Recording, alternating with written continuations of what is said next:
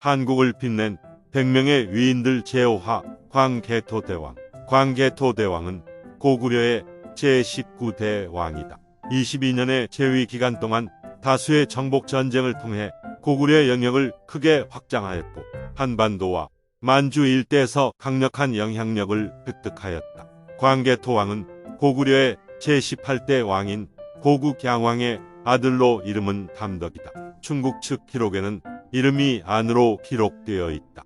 386년 13살의 나이에 태자로 책봉되었고 391년 18세의 나이로 왕위에 올랐다. 광개토왕이라는 왕호는 삼국사기에 기재된 것이고 그의 사후 세워진 광개토왕 능비에는 국강상 광개토 경평한 호태왕이라는 긴 왕호가 등장한다. 경주 호우총에서 발견된 고구려 호우에는 국강상 광개토지 호태왕이라는 명문이 새겨져 있으며 집안 지역 모두루무에서 발견된 묵서에는 국강상대 개토지 호태 성왕이라는 호칭이 기록되어 있다. 자료에 따라 다소 표현에 차이가 있지만 영토를 크게 개척한 왕이라는 뜻은 상통한다. 고구려의 왕호는 대개 왕이 죽은 후 모친 장지명을 따서 지었는데 광개토왕부터는 생시의 업적을 반영한 왕호가 등장하게 되었다. 이것만 보아도 광개토왕의 업적이 당시 고구려인들에게 얼마나 강렬한 인상을 주었는지 알 수 있다. 광개토왕 능비에 따르면 광개토왕은 즉위 후 영락이라는 독자적인 연호를 사용하였는데 생존 시에는 영락대왕이라는 호칭을 사용했다고 한다. 광개토왕 즉위 당시 중국 대륙은 5호 16국 시대였는데 그중 고구려와 국경을 맞댄 나라는 선비 모용씨가 세운 후연이었다. 고구려는 요동 지역을 사이에 놓고 후연과 갈등 관계에 있었다. 고구려와 후연의 악연은 꽤 이전까지 거슬러 올라가는데 342년 후연의 전신이라고 할 수 있는 전년이 고구려의 도읍인 국내성까지 쳐들어와 미천왕의 무덤을 파헤쳐 시신을 탈취하고 왕의 어머니 주씨와 왕비까지 사로잡아 가는 일이 있었다. 이로 인해 고구려는 상당 기간 동안 전년의 외교적 저자세를 취해야 했다. 385년에는 광개토왕의 부왕인 고국양왕이 4만의 병력을 동원하여 요동을 공격해 일시적으로 점령하였다가 후연의 반격을 받아 물러나기도 하였다. 남쪽으로는 백제와 지속적으로 충돌하고 있는 상황이었다. 광개토왕의 할아버지인 고국원왕은 371년 겨울 평양성으로 공격해온 백제군과 전투를 벌이다 화살에 맞아 전사하였다. 이후 고구려와 백제의 관계는 돌이킬 수 없을 정도로 악화되었고 소수림 왕과 고국 양왕대에도 양국 사이에는 수시로 전투가 발생하였다. 광개토왕은 즉위하자마자 그해 가을 7월 백제를 공격해 석현성을 비롯한 10여 성을 함락시켰다. 같은 해 10월에는 군사를 7도로 나누어 백제의 중요한 요새인 관미성을 공격하여 20일 만에 함락시켰다.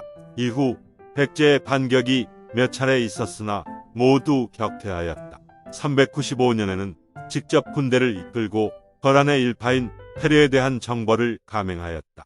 이들은 그간 고구려의 변경을 침범하여 백성들을 노력하며 고통을 주었던 존재였다. 광개토왕은 패류의 세계 불악 700영을 격파하였고 포로로 끌려갔던 고구려인들을 구출했으며 수많은 소, 말, 양 등을 노획해 돌아왔다. 396년에는 다시 백제에 대한 대규모 공격을 감행하여 58성 700촌을 함락시키는 전과를 올렸다. 이때 고구려군은 백제의 도읍까지 육박하여 당시 백제의 왕이었던 아신왕의 항복을 이끌어냈고 앞으로 영원히 고구려 왕의 신하가 되겠다는 맹세까지 받아냈다.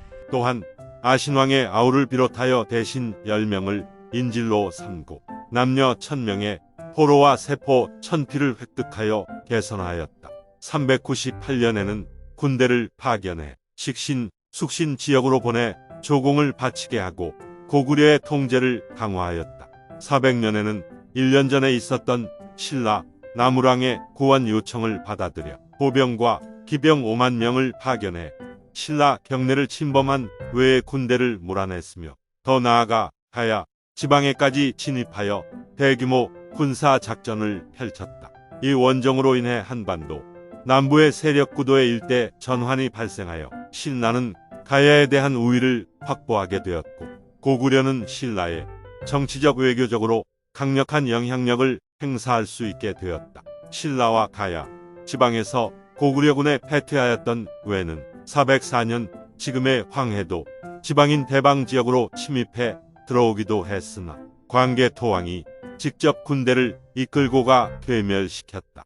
광개토왕 능비에 따르면 407년에도 보병과 기병 5만을 동원 대규모 전투가 발생하였는데, 이는 비문에 결락된 부분이 많아 대상을 명확히 알 수 없다. 다만 많은 학자들이 백제를 대상으로 한 전투였으리라 추정하고 있다. 앞서 왜군의 신라 침입이나 대방 침입 역시 백제가 배후에서 관여한 것으로 여겨지는 만큼 한반도 내에서 고구려가 펼친 군사 활동의 대부분은 결국 백제를 주적으로 한 것이라 할 수 있다.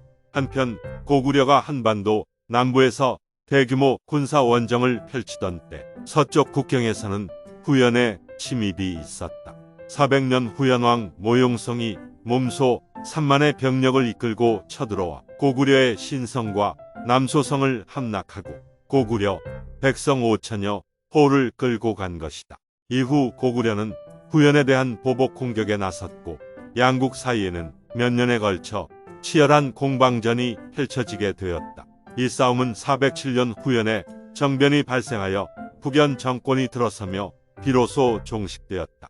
후연과의 전쟁 과정에서 요동 지역은 온전히 고구려의 영토로 편입되었다.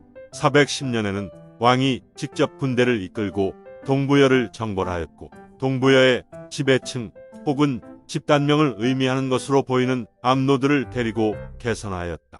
이것이 기록상에 보이는 광개토왕의 마지막 정복 활동이다. 광개토왕은 고구려라는 나라를 한층 더 발전시키기 위해 많은 고민을 하였고, 이를 차근차근 추진하였다. 고구려는 광개토왕 사후 장수왕과 문자명왕의 시대를 거치며 동북아시아에서 손꼽히는 강국이 되고 전성기를 구가하게 되었다. 이는 광개토왕이 이룬 군사적 성공뿐 아니라 내치에서의 성공 또한 바탕으로 한 것이었다. 광개토왕은 412년 39세의 나이로 사망한다.